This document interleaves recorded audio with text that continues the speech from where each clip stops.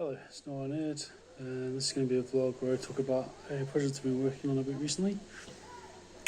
Project called, it's all tied in with my YouTube name actually, NoirNights. So, I've been wanting to work on a new interactive fiction project for a while. It's been a while since I properly did one myself. Like I do the interactive fiction projects with the kids at camp. But I thought, while I was here, because I'm at camp for like 12 weeks in a minute, I might as well work on my own projects as well. During my downtime, so during my rest period, which is a few hours, I'll work on my own IF project and try and develop my own story, try and push how I've done it. So I'm currently with a story at the minute, working on a story called NoirNights, which is a moody vampire interactive fiction, basically. Basic outline of the story, about giving the whole thing away, of course, is you're a freshly created vampire. You've just been attacked in the night. You wake up in an alley, and the story begins with you basically figuring out what path to take. You're going to a club to meet your friend, then you're attacked by a vampire in an alley. And you can basically take several different courses of action, which all lead to different places, ultimately, in the story, like any interactive fiction. So I'm developing my own artwork for this, possibly collaborating as well, so there might be some other artwork for another artist and YouTuber as well, Pancake Mao, aka Naomi. Well, that's her actual name actually, but that's quite good.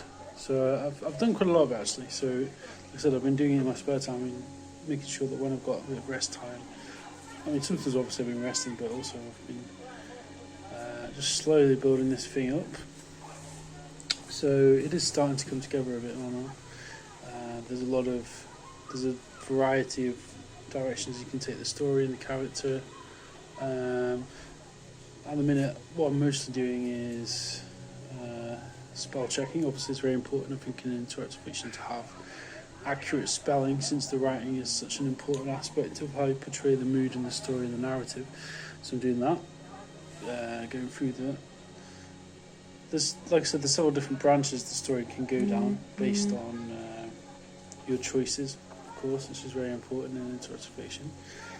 A lot of the basic idea of the game has to do with you've got a strength bar, which is represented on the screen, which is to do with how many people you've killed.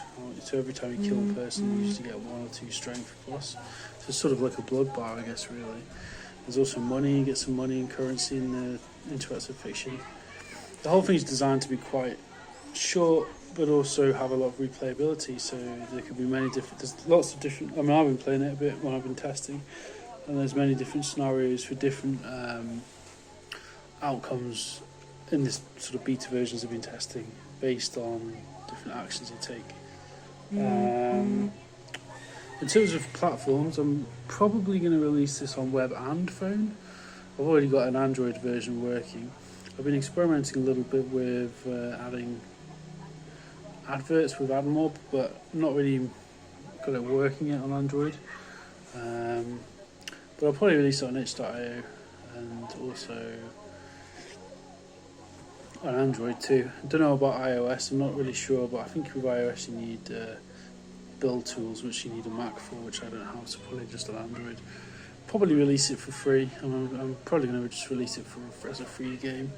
That's hence why I was looking into ads and AdMob integration. But thus far I've not got it properly working, so we'll see. I mean, I was also experimenting yesterday with features to download